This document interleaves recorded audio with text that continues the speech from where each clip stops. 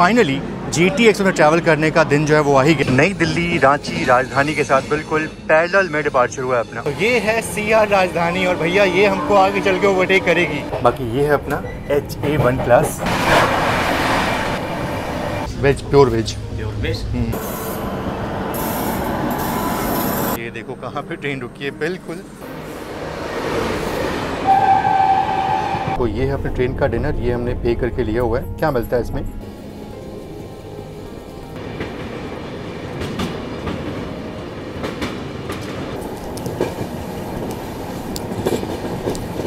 Grand trunk express, जिसे लोग प्यार से GT एक्सप्रेस कहते हैं, भारत की सबसे पुरानी और प्रतिष्ठित ट्रेनों में से एक है।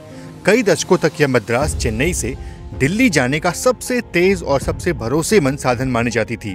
GT एक्सप्रेस की शुरुआत 1929 में हुई थी। उस वक्त काजीपेट बल्हारशाह रेल लाइन पूरी हुई थी, जो दिल्ली मद्रास ट्रंक रूट की आखिरी कड़ी थी। इसके पूरा होते ही उत्तर और दक्षिण भारत को जोड़ने वाली इस ऐतिहासिक ट्रेन की शुरुआत की गई।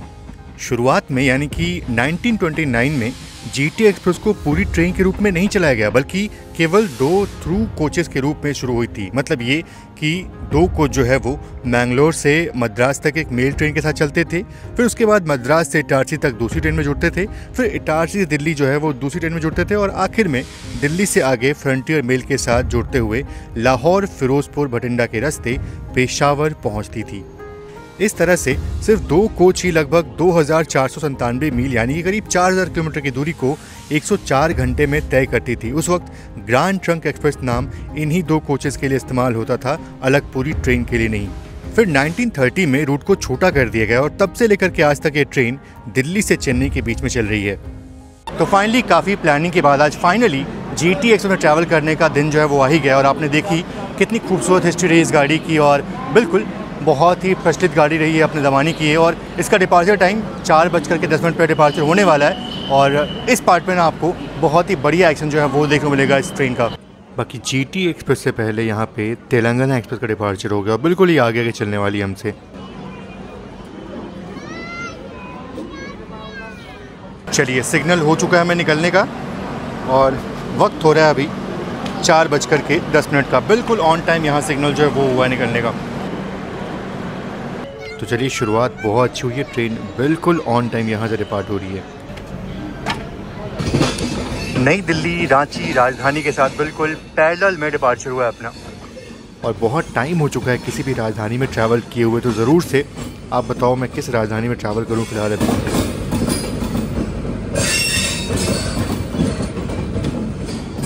तो यहाँ पैरेलल में डिपार्चर तो हुआ है, बाकी यहाँ बीच में कोई तो ट्रेन खड़ी है, मेरे ख्याल से गोमती एक्सप्रेस होगी जो कि यहाँ बीच में खड़ी है।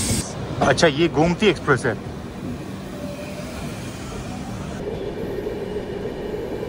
बाकी अपनी रांची राजधानी जो है वो पीछे ही रह गई अभी।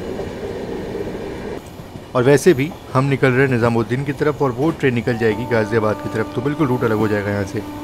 बाकी ये है हज़रत निज़ामुद्दीन पटना AC स्पेशल। और स्पेशल चीज़ ये है कि इसमें ऑटोमेटिक डोर्स लगते हैं। इसमें जर्नी की है मैंने, आप चाहो तो वीडियो देख सकते हो।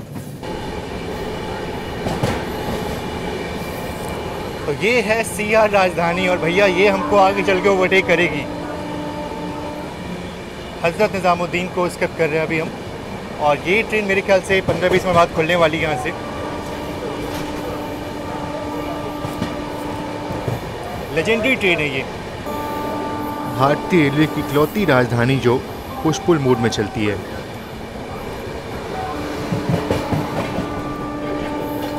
बाकी ये है अपना HA1 क्लास और आपको पता ही होगा कि HA1 क्लास में क्या होता है कि फर्स्ट AC और उस साइड देखो सेकंड AC का जो सीटिंग अरेंजमेंट है वो बिल्कुल एक जैसा, मतलब एक ही कोच में होता है। यहाँ से पार्टीशन जो है वो होता है। तो देखो ये फर्स्ट क्लास का सीटिंग अरेंजमेंट यहाँ पे होगा और इस तरफ जो है वो आपको सेकंड AC वो देखने को मिलेगा। फ़िलहाल तो खाली है ट्रेन, लेकिन आगे चल के पक्का भरने वाली है। और आज हम ट्रैवल कर रहे हैं, देखो इसमें सिर्फ 3 जो है ना, 2 केबिन होगा और 1 कूप होगा और मैं ट्रैवल कर रहा हूँ इस कूप में, B कूप में। बाकी ये रहा अपना कूप और अच्छा लगा देख करके, साफ़ सफाई काफ़ी बढ़िया है। ये बेडशीट का कलर जो है ना वो थोड़ा अलग है, मेरे ख्याल से कवर है सिर्फ ये, बाकी तो ऐसे ही है, लेकिन अच्छा लगा देख करके ये। और कंबल कुछ ऐसा मिल जाता है अपने को 36.5 घंटे हम इस कूप में ट्रैवल करने वाले हैं। और अब बिल्कुल इस वाले पार्ट में ना आपको बहुत ज़्यादा एक्शन जो है वो देखने को मिलने वाला है, तो बिल्कुल बने रहिए इस वीडियो में। अभी तो बस शुरुआत हुई है और अब ट्रेन ने रफ्तार पकड़ना शुरू किया है। फ़िलहाल तो भी 110 की रफ्तार में ट्रेन चल रही है, बाकी फ़रीदाबाद को स्किप करने वाले हैं।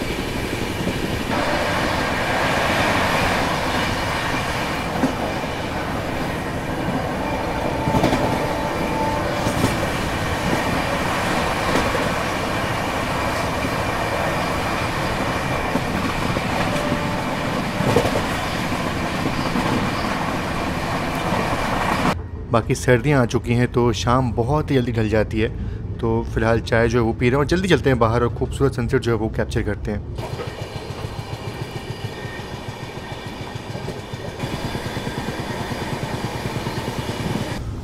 सर खाना ऑर्डर देना? हाँ दे दो, एक क्लिक कर दो, सिर्फ एक। सर वेज नॉन वेज क्या लेंगे? Veg, pure veg. Pure veg. Veg में 2 सब्जी है, रोटी है, दाल राइस है।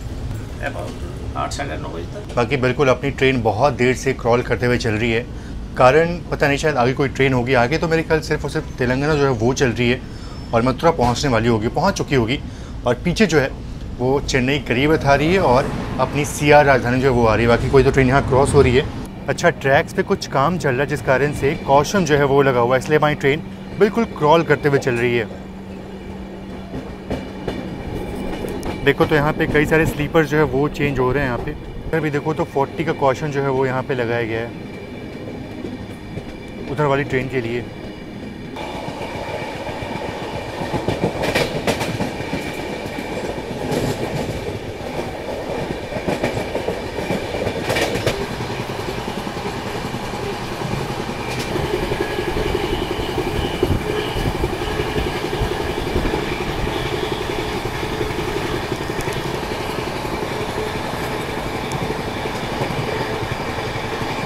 अच्छा, एक रोचक जानकारी जीटी एक्सप्रेस के बारे में ये है कि उस वक्त ना ये सबसे बढ़िया ट्रेन थी, इसलिए इसमें बहुत पहले से ही एसी चेयर कार लगा दिया गया था। और उस समय ठंडक देने के लिए ना बर्फ़ के ब्लॉकों को कुछ ऐसे ना ट्रेन में रख करके और इस्तेमाल करते ताकि जो पैसेंजर है उनको ठंडी हवा जो है वो मिल सके। बाकी हाँ 1970 के बाद 1970 के बाद पूरी तरह से एयर कंडीशन रेक में इसको चेंज कर दिया गया। तो शाम के ऑलमोस्ट 6 बज रहे हैं और मथुरा जंक्शन पे अपना अराइवल हो रहा है, लेकिन ये वाला प्लेटफॉर्म जो है ना, तो ये मथुरा का प्लेटफॉर्म नंबर 8 वाला हिस्सा है और यहाँ पे अपनी ट्रेन का अराइवल हो रहा है। काफ़ी रश यहाँ भी है। और ये व्यक्ति कौन थे मुझे सच में नहीं पता, पर इतनी भीड़ देख करके मुझसे रहा नहीं गया और मैंने शूट किया ये चीज़। बाकी आप लोग बताओ, क्या आप लोग अगर इन्हें जानते हो ज़रूर से मुझे बताओ कि ये व्यक्ति कौन है और इतनी भीड़ जो है वो यहाँ पे इकट्ठा हो रखी है। बाकी चलिए, अपनी ट्रेन के भी डिपार्चर का संकेत हो चुका है और ये बहुत अच्छी बात है कि ट्रेन यहाँ पे बहुत देर नहीं रुकी और डिपार्चर का संकेत हो गया अपना।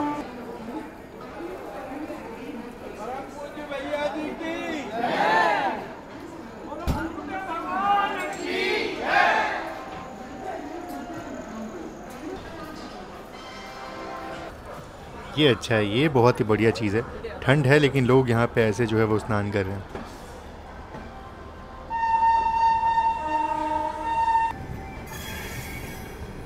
बाकी मोस्टली जो ट्रेन आप देख रहे हो वहाँ पे ना, उसकी लाइट आपको दिख रही है, वो बांद्रा गरीब रथ है।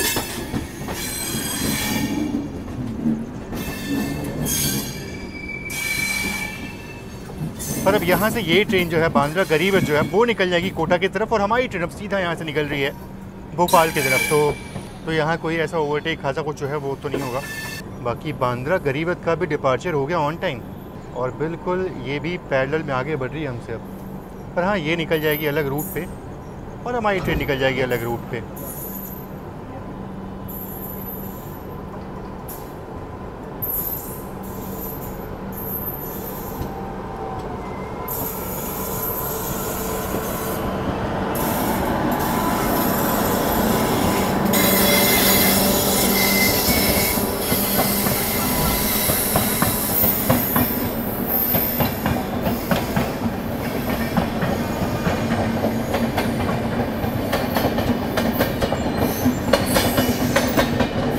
देखिए उस तरफ निकल चुकी है अपनी गरीब रथ और हमारी ट्रेन अब यहाँ से निकल चुकी है सीधा आगरा की तरफ। तो मथुरा से निकलने के बाद अपनी ट्रेन कीथम रेलवे स्टेशन पे लूप हो रही है, मतलब यहाँ पे सेंट्रल रेलवे की राजधानी हमें पीछे छोड़ने वाली, ओवरटेक करने वाली यहाँ पे।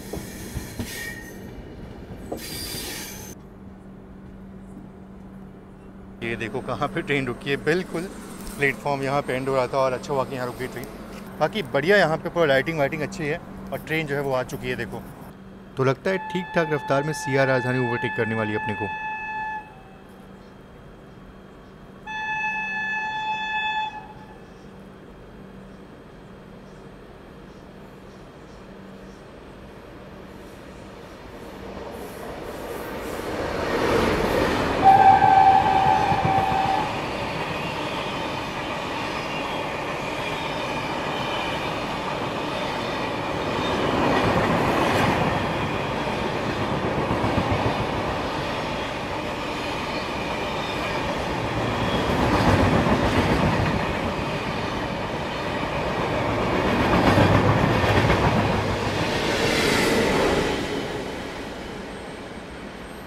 तो शाम के 7 बज चुके हैं और बस अपनी ट्रेन का अराइवल होने वाला आगरा कैंट में। और इससे पहले ना ट्रेन का बिलोचपुरा में हॉल्ट था, वहाँ ट्रेन रुकी थी और अब जो है वो सीधे आगरा कैंट में अपना अराइवल होगा।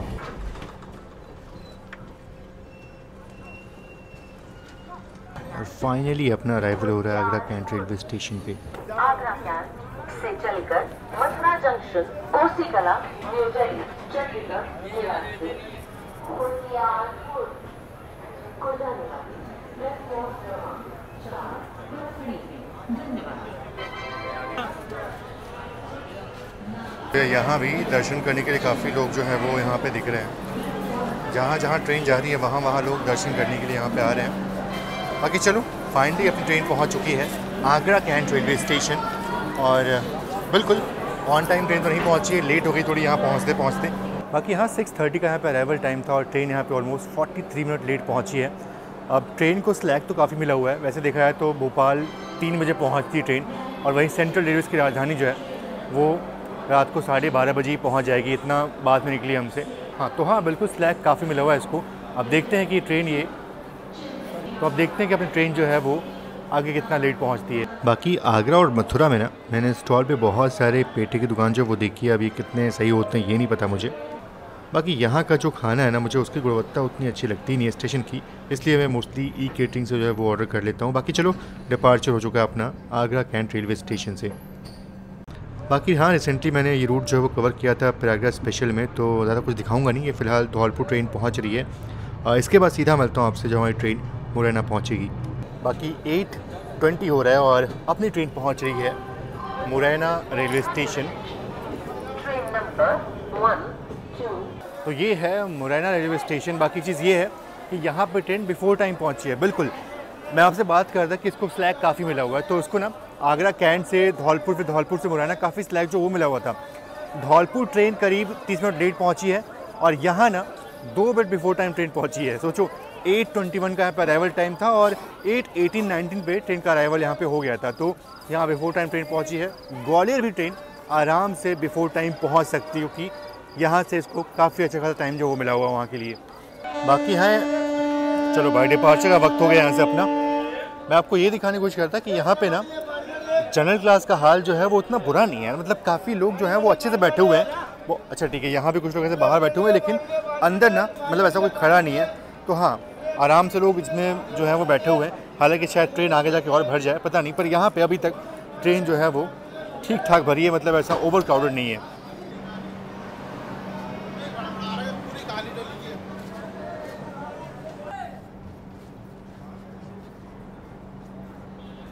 तो वक्त हो रहा है 8:50, ऑलमोस्ट 9 बजने वाले हैं अब, और अपनी ट्रेन पहुंचने वाली है ग्वालियर जंक्शन रेलवे स्टेशन। लेकिन उससे पहले ट्रेन का खाना जो है वो आ चुका है, मतलब ये मैंने पे करके लिया है और टिकट में इंक्लूड कुछ नहीं मिलता है इसमें, सब आपको पे करना पड़ता है। तो पहले ग्वालियर का अराइवल जो है वो लेते हैं, उसके बाद से इस ट्रेन का फूड रिव्यू जो वो करते हैं कि देखते हैं कि जीटी एक्सप्रेस का खाना जो है वो कैसा होता है। और मुरैना के बाद फाइनली अपना अराइवल हो रहा है ग्वालियर जंक्शन रेलवे स्टेशन पे, बहुत ही फेमस स्टेशन इस रूट का।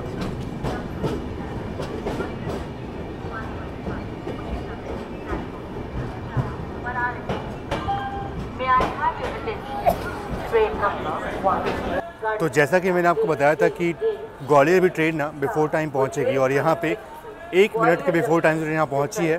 तो ये अच्छा चीज़ है कि इसको स्लैक मिला हुआ है तो ट्रेन लेट जो है वो नहीं होगी। बाकी हाँ चीज़ ये भी है, चेन्नई से मेरी कनेक्टिंग ट्रेन भी है, तो ऑब्वियसली मैं तो चाहूँगा कि ट्रेन लेट ना हो। तो बिल्कुल स्लैक इसलिए है, और मैंने ट्रैक किया हुआ था कि ये ट्रेन मोस्टली ना पिछले 1 महीने का मैंने पूरा ट्रैक किया हुआ था कि ट्रेन बिल्कुल ऑन टाइम पहुंच जाती है चेन्नई, कभी कभी बिफोर टाइम पहुंच जाती है। तो इसलिए मैंने कनेक्टिंग ट्रेन जो है वो बुक कर दी। बाकी देखते हैं, कभी कोई होता है कि ट्रेन हमेशा सही चलती है लेकिन जिस दिन हमको पहुंचना होता है सही समय पे उस दिन ट्रेन जो वो लेट हो जाती है। बाकी नई दिल्ली से ग्वालियर का जो डिस्टेंस है वो अराउंड 313 किलोमीटर का है और ये ट्रेन जो है वो 4 घंटे 43 मिनट का वक्त लगाती है यहाँ पहुँचने में। बाकी हाँ मेरे ख्याल से जो रानी कमलापति वंदे भारत है वो कम समय लेती है यहाँ पहुँचने में, मेरे ख्याल 3.5 घंटे शायद लेती होगी वो। बाकी अभी अनाउंसमेंट हुआ था ग्वालियर बनारस बुंदेलखंड एक्सप्रेस की, वो 9:05 पे यहाँ पे निकलती है, 9 तो बज ही चुके हैं। और ऐसा शायद हो सकता है कि शायद बुंदेलखंड एक्सप्रेस जो है वो हमारी ट्रेन को ओवरटेक करे। है वो नॉर्मल एक्सप्रेस ट्रेन, उसको उतनी इज्जत मिलती नहीं है इस रूट पे, तो जस्ट वो हमारे डिपार्चर के बाद ही खुलने वाली है। देखिए इस तरफ खड़ी है बुंदेलखंड एक्सप्रेस और मुझे लगता है शायद इसको पहले निकालना दें क्योंकि 9:05 तो यहीं पे हो गया अपने को, क्या पता शायद ये पहले निकल जाए। तो ये देखिए यहाँ पे बुंदेलखंड एक्सप्रेस को पहले निकाल दिया क्योंकि इस गाड़ी को भैया प्रायोरिटी यहाँ मिली है, इसको पहले यहाँ निकाल दिया। हमारी ट्रेन को भी यहीं पे रोकेंगे, जब इसका डिपार्चर अच्छे से हो जाएगा फिर हमारी ट्रेन को यहाँ से डिपार्चर का संकेत मिलेगा।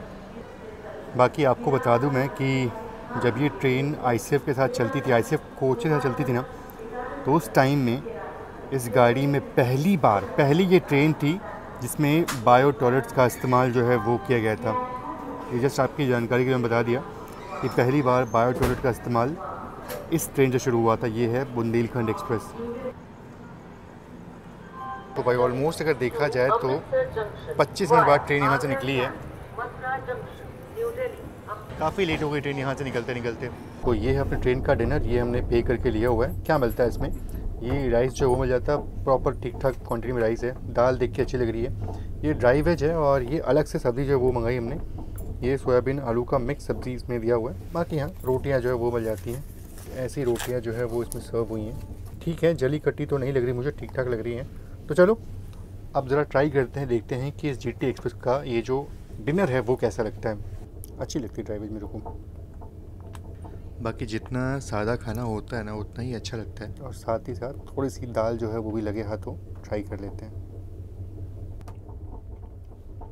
देखिए एकदम जेन्युइन रिव्यू दूंगा मैं, खाना जो है वो ठीक लगा मुझे। ऐसी सोयाबीन सब्ज़ी ना घर में बनती है मेरे, तो बिल्कुल ऑलमोस्ट वैसा ही टेस्ट है ये। तो ये मेरा बिल्कुल जेन्युइन रिव्यू है कि इस ट्रेन का खाना जो है वो मुझे अच्छा लगा। मतलब ठीक ठाक है, अगर आप खाना अपने साथ लेके नहीं कैरी कर रहे हो, घर से नहीं लेके आए हो, या फिर ई-केटरिंग से आप खाना नहीं चाहते हो, तो फ़िलहाल अभी की बात करूं मैं तो GT एक्सप्रेस में खाना जो है वो अच्छा मिल जाता है। आप आराम से इसको खा सकते हो बिना किसी दिक्कत के। अगर आपको ये सादा खाना पसंद आता है तो आपको ये चीज़ अच्छी लगी, मुझे भी अच्छी लगी। और फिलहाल अभी ना हम डबरा स्टेशन को क्रॉस कर रहे हैं। यहाँ पे बुंदेलखंड यहाँ पे खड़ी थी पर वो निकल गई, मतलब ऑब्वियस सी बात है उसका झांसी में अराइवल पहले है तो पहले वो पहुँचेगी।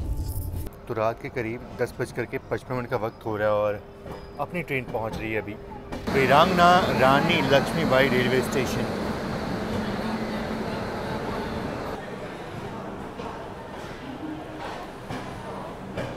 और ये सामने आप जो ट्रेन देख रहे हो ना, ये प्रयागराज निज़ामुद्दीन स्पेशल ट्रेन थी वो, जिसमें पूरे स्लीपर कोच जो है वो लगे हुए थे उसमें। बाकी बिल्कुल अपनी ट्रेन का जो अराइवल टाइम था वो 11 बजे का था और ऑन टाइम ट्रेन यहाँ पहुँची है, बिल्कुल ऑन टाइम पहुँची है। ऑब्वियस सी बात है इसको ठीक ठाक स्लैक मिला हुआ। बाकी हाँ, नॉर्मल ट्रेनों के मुकाबले में इसके बहुत सारे हॉल्ट हैं। अब इसके बाद ट्रेन जो है वो बिना रुकने वाली है, फिर विदिशा रुकेगी ट्रेन, फिर भोपाल रानी कमलापति, उसके बाद से ट्रेन का हॉल्ट जो है वो नर्मदापुरम में भी है। तो उसके बहुत सारे हॉल्ट हैं और भोपाल करीब 3:30 बजे ट्रेन पहुँचती है। अब उतने देर तक जाना तो पॉसिबल है नहीं, इसलिए झांसी जो है वो लास्ट स्टेशन है, कवर कर रहा हूँ मैं। इसके बाद से कल सुबह की जर्नी जो है वो स्टार्ट करेंगे इटारसी के बाद। हालांकि सनराइज़ जो है वो थोड़ा सा लेट ही होगा, ऑब्वियस सी बात है। तो बुधनी घाट जो है वो तो शायद ना दिखा पाऊँ आपको, लेकिन हाँ जैसे ही जो नागपुर के पहले का जो घाट सेक्शन आता है वो तो उजाले में आएगा, तो कोशिश करूँगा कि वो घाट सेक्शन आपको कल जो है वो दिखा पाऊँ और जल्दी सुबह की शुरुआत जो वो की जाए इस ट्रेन में। चलो अपने भी डिपार्चर का संकेत हो चुका है। वैसे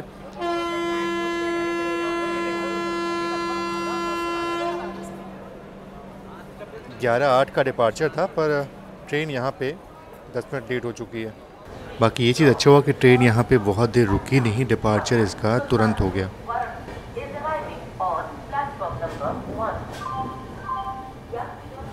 बाकी ये जो आप लाइन देख रहे हो ना, ये लाइन निकल जाती है अपनी मऊ रानीपुर चित्रकूट बांदा की तरफ, जिधर हमें बुंदेलखंड जा रही है, मतलब गई है।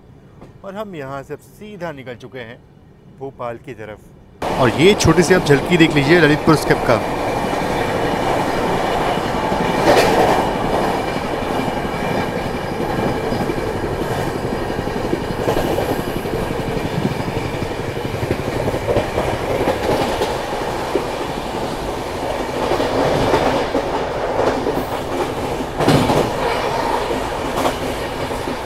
वैसे मैं तो सोने चला गया था, बाकी रात के करीब 12:30 बजे का वक्त हो रहा है। और ये जाखालून करे कोई स्टेशन है, यहाँ पे ट्रेन ना काफ़ी देर से रुकी हुई है, तो मुझे लगा कुछ तो यहाँ पे होने वाला है, मतलब शायद कोई ओवरटेक होने वाला होगा, इसलिए मैं बाहर आ गया।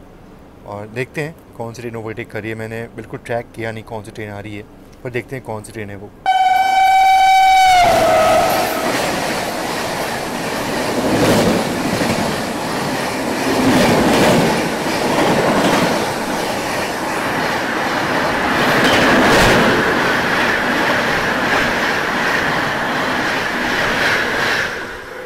ये जो ट्रेन हमें ओवरटेक कर गई ना, ये थी 121:04, यानी कि लखनऊ पुणे एक्सप्रेस। तो ये ओवरटेक कर गई निकली अपने को।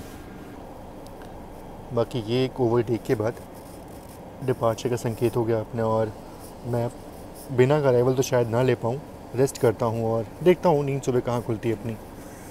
तो गुड मॉर्निंग, सुप्रभात। और बिल्कुल उसके बाद मैं सो गया था वो ओवरटेक के बाद, और फाइनली यहाँ पे नींद खुली अपनी, और जल्दी अपनी ट्रेन घोड़ा डोंगरी पहुँचने वाली है। और यहाँ कोई तो ट्रेन खड़ी है, और ये मेरे ख्याल से है दानापुर सिकंदराबाद। ये भी काफ़ी प्रचलित गाड़ी यहाँ पे रुकी है, पता नहीं, समझ नहीं आया मेरे को।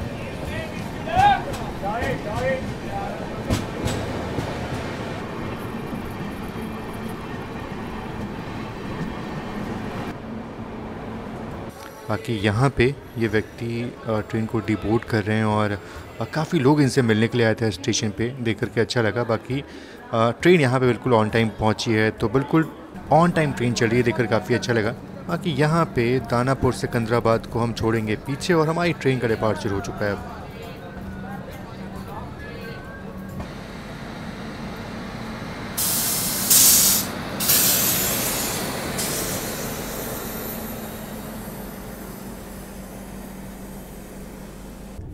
तो गुड मॉर्निंग, सुप्रभात। और सुबह करीब 6:30 बजे मेरी नींद खुली। ट्रेन पहुंचने वाली थी घोड़ा डोंगरी, और उसके पहले ना क्या बढ़िया सनराइज़ देखने को मिला है। बाकी अब ट्रेन जो है वो निकल चुकी है घोड़ा डोंगरी से, और अब हम बैतूल को स्किप नहीं करेंगे। बैतूल में हॉल्ट ट्रेन का, बैतूल में ट्रेन रुकने वाली है, और उसके बाद से जो बैतूल का घाट सेक्शन है ना, वो प्रॉपर देखने को मिलने वाला है इस खूबसूरत सनराइज़ के साथ, तो मज़ा आने वाला है। बाकी हाँ, ट्रेन जो है वो सिर्फ 30 मिनट लेट हुई है, पता नहीं कहाँ लेट हुई है, भोपाल में लेट हुई या फिर इटारसी में लेट हुई, पर 30 मिनट लेट ट्रेन पहुँची यहाँ पे।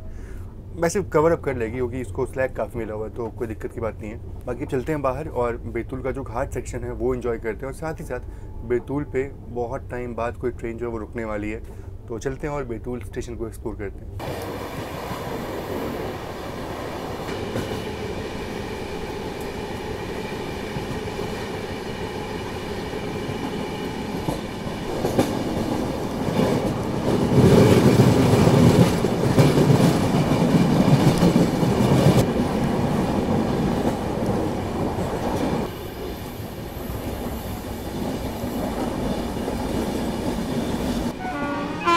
इस वाले घाट सेक्शन में बैक टू बैक टनल्स जो है वो देखने को मिलते हैं।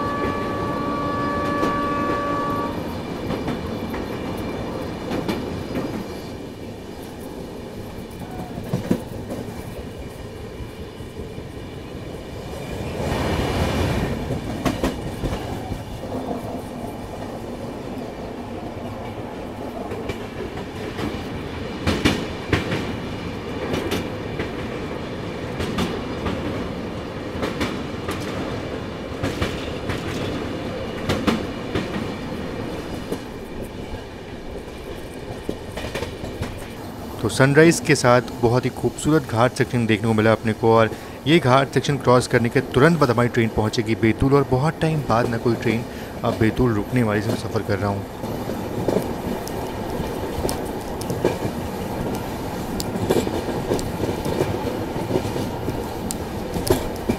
बाकी चलो, ये आपने देखा घाट सेक्शन, और बस घाट सेक्शन को क्रॉस करने के बाद हम पहुंचेंगे बैतूल रेलवे स्टेशन। लेकिन उससे पहले अपनी चाय जो है वो आ चुकी है, मतलब वही रेलवे की 10 रुपये की चाय जो है वो वैसे प्रीमिक्स वाली चाय ज़्यादा अच्छी होती है, जो यहाँ मिलती है उससे ज़्यादा अच्छी होती है वो चाय का टेस्ट वैसे ही होने वाला है भाई। चलिए, फाइनली अराइवल हो रहा है बैतूल रेलवे स्टेशन में, और काफ़ी टाइम बाद यहाँ पे ना ट्रेन रुकती है। मतलब मेजॉरिटी में ट्रेनें स्किप करती हैं बैतूल रेलवे स्टेशन को, लेकिन फाइनली यहाँ पे हॉल्ट हो रहा है, और काफ़ी टाइम बाद मैं स्टेशन पे से नीचे उतरने वाला हूँ। तो सुबह के 7:30 बजे का वक्त हो रहा है, और क्या बढ़िया मौसम लग रहा है। मतलब सर्दियों की शुरुआत हो चुकी है, और सुबह के वक्त में ना हल्की हल्की ठंडा फील हो रही है अच्छे से, तो मज़ा आ रहा है जर्नी करने में। और बात करें बैतूल की, तो बिल्कुल मध्य प्रदेश का एक बहुत ही इम्पॉर्टेंट शहर, और कुकरू हिल्स से घिरा हुआ बहुत ही खूबसूरत, यहाँ पे बहुत ही खूबसूरत आपको घाट सेक्शन जो है वो देखने को मिलता है। बाकी हाँ, यहाँ पे काफ़ी प्राचीन मंदिर भी हैं घूमने के लिए, तो अगर आपको बहुत ही प्राचीन चीज़ें पसंद है, नेचर पसंद है, तो बैतूल जो है बहुत ही खूबसूरत जगह है आपके घूमने के लिए। वैसे देखा जाए तो पूरा एमपी जो है वो बहुत ही खूबसूरत है, बहुत ही शांत, और यहाँ पॉपुलेशन जो है वो बहुत ही कम है, जिस कारण से ना मतलब अच्छा लगता है यहाँ घूमने के लिए। और बाकी चलो, ट्रेन यहाँ पे ऑलमोस्ट देखा जाए तो 25 मिनट लेट पहुँची है, और यहाँ से काफ़ी लोग ट्रेन में ऑन बोर्ड हो रहे हैं। देखो जनरल क्लास का हाल देखो, यहाँ से काफ़ी लोग जो है वो ऑन बोर्ड हो रहे हैं यहाँ से। अच्छी बात ये है कि यहाँ पे एग्जीक्यूटिव लाउंज भी है। यहाँ बच्चों की क्रिकेट टीम जो है वो यहाँ डिवोर्ड हुई, और अच्छा लगा कि हमने वर्ल्ड कप जो है वो जीता है, वुमेंस वर्ल्ड कप जीता है, और काफ़ी सारे जो बच्चे हैं ना, बच्चे उनको काफ़ी प्रोत्साहन जो है वो मिलेगा इस चीज़ को लेकर के। तो बिल्कुल बहुत ही अच्छा चीज़ जो है वो लग रहा है कि छोटे छोटे शहरों से जो बच्चियाँ हैं वो अब क्रिकेट को खेलेंगी, और बिल्कुल आने वाले वक्त में वो देश का नाम जो है वो रोशन करने वाली है। बाकी चलो, फ़िलहाल बैतूल से अपना डिपार्चर हो चुका है, और बहुत ही खूबसूरत, बहुत ही प्यारा रेलवे स्टेशन, बिल्कुल शांत। पीपल का पेड़ देखो स्टेशन पे, मुझे अच्छे लगते हैं जहाँ जिस स्टेशन पे ना ऐसे पेड़ लगे हो ना, वो वाकई बहुत अच्छे लगते हैं देखने में। बाकी बैतूल से अपनी गाड़ी निकली है, और ये हमने अपने लिए कटलेट और पोहे जो है वो ले लिए। कटलेट देख के तो काफ़ी अच्छा लग रहा है। बात करूँ प्राइस की, तो 40 रुपीज़ का ये पूरा कटलेट है, और 40 रुपीज़ का पोहा है, तो टोटल 80 रुपीज़ हमने पे किया है। बाकी ये चाय जो है, ये चाय हमने बनी बनवाई ली थी, हालांकि आपको रिक्वेस्ट करनी पड़ती है, अगर आपको ऐसे चाय पीना है तो आप बोल सकते हो, थोड़ा सा एक्स्ट्रा कॉस्टिंग होती है, लेकिन आपको अच्छी चाय जो वो मिल जाएगी। बाकी हाँ, ट्रेन का जो डिनर था ना वो तो अच्छा लगा, मुझे बहुत अच्छा लगा, और ब्रेकफास्ट जो है वो ट्राई करते देखते कैसा होता है। कटलेट देख के अच्छा लग रहा है, देखो बढ़िया लग रहा है, मतलब यहाँ पे पीनट्स वगैरह जो है वो प्रॉपर यहाँ पे दिख रहे हैं मेरे को, तो अंदर स्टफिंग काफ़ी अच्छी होगी इसकी। कटलेट वाकई में अच्छा है, जैसा मुझे पसंद है बिल्कुल वैसा ही है।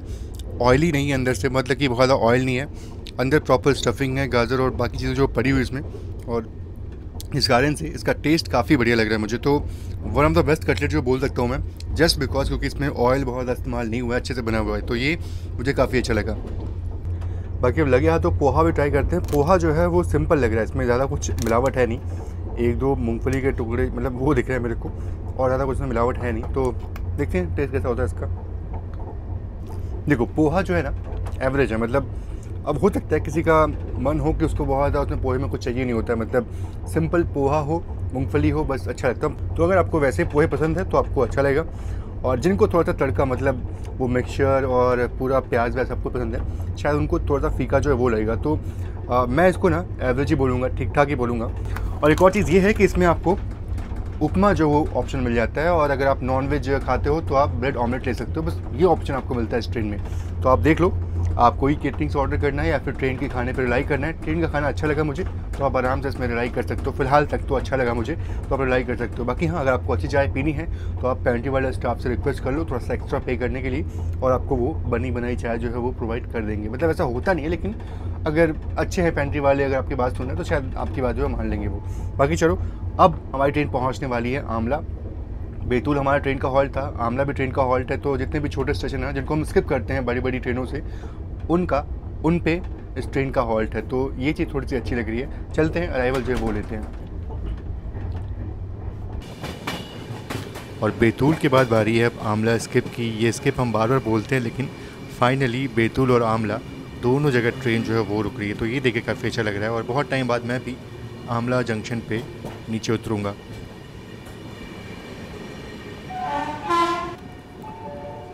बाकी हाँ, बात करूँ मैं आमला की, तो स्टेशन तो काफ़ी शांत और बढ़िया है। और जंक्शन स्टेशन है छोटा सा, क्योंकि यहाँ से एक लाइन जो है वो निकल जाती है आपकी छिंदवाड़ा की तरफ, जो कि बहुत ही खूबसूरत रूट है जिधर अपनी पातालकोट एक्सप्रेस जो है वो जाती है। बाकी एक चीज़ ये भी है कि 1980s की बात कर रहा हूँ मैं, उस ज़माने में ना आमला जंक्शन था वो बस सिर्फ बेस किचन के रूप में काम आता था। यहाँ पे जो ट्रेनें चलती थी उनके लिए खाना यहाँ से चढ़ाया जाता था, तो उस टाइम पे ये था। लेकिन अभी फ़िलहाल तो काफ़ी डेवलप जो है वो हो चुका है ये। अब यहाँ पे काफ़ी सारी ट्रेनें जो है वो रुकती हैं, अपनी इंपॉर्टेंट दक्षिण एक्सप्रेस जो है वो यहाँ पे रुकती है, जीटी रुकती है। बाकी ट्रेन का हॉल्ट यहाँ पे मात्र 2 मिनट का था और अपना डिपार्चर हो चुका है अब आमला जंक्शन से। बाकी ये जो आप लाइन देख रहे हो, यही लाइन निकल जाती है छिंदवाड़ा की तरफ, और इसीलिए अपना आमला जो है वो एक जंक्शन रेलवे स्टेशन है।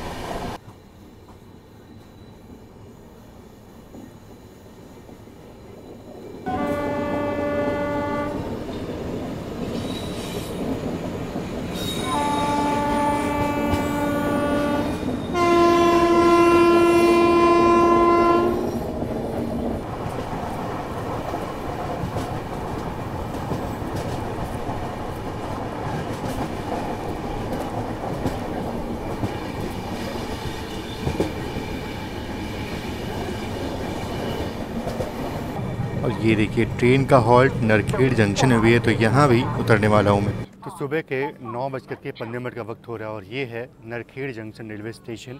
और छोटा सा जंक्शन रेलवे स्टेशन है ये, जहाँ से जो अमरावती बडनेरा की लाइन है वो अलग हो जाती है। और वो लाइन जो है ना वो mainly Mumbai Howrah main line पे आता है, वो नागपुर के जस्ट पहले का स्टेशन है वो। बाकी बात करूँ मैं नरखेड़ जंक्शन की, तो एक छोटा सा जंक्शन रेलवे स्टेशन है जहाँ से जो बडनेरा की लाइन है वो अलग हो जाती है यहाँ से, और बस यही एक लाइन यहाँ से अलग होती है और इसलिए जंक्शन रेलवे स्टेशन है। बाकी बात करूँ मैं ना, तो एपी एक्सप्रेस बिल्कुल हमारे पीछे आ रही है। शायद से वो हमको ओवरटेक करती, लेकिन अब प्रॉब्लम ये है कि उसका अराइवल वहाँ पे 10:25 है और हमारा जो है वो थोड़ा सा पहले है, तो शायद से वो ओवरटेक हमको ना करे। लेकिन एक चीज़ ये है कि रात के वक्त में भोपाल के बाद में कहीं आसपास एसबीसी राजधानी यानी कि बेंगलोर राजधानी जो है वो ओवरटेक करके निकली थी हमको। रात में सो रहा था मैं, तो शायद वो रिकॉर्ड नहीं कर पाया मैं। तो वो अभी नागपुर पहुंचने वाली है। बाकी अपनी ट्रेन का भी डिपार्चर का संकेत हो चुका है और अब धूप यहाँ फेर हो रही है अच्छे से। बाकी चलिए जीटी एक्सप्रेस के इस पार्ट को यहीं पे ख़त्म करते हैं, और बिल्कुल वीडियो थोड़ा लंबा हो जाता है इसलिए फ़िलहाल अभी इस पार्ट को यहीं पे ख़त्म करते हैं और मिलते हैं आपसे नेक्स्ट पार्ट में, जहाँ मैं नागपुर से अपनी आगे की जर्नी दिखाने वाला हूँ। फ़िलहाल तो ये जो आप लाइन देख रहे हो यही लाइन निकल जाती है बडनेरा की तरफ। हाँ, तो मिलते हैं आपसे नेक्स्ट पार्ट में। तब तक के लिए आप सभी का बहुत बहुत धन्यवाद। जय Hind and God bless you all.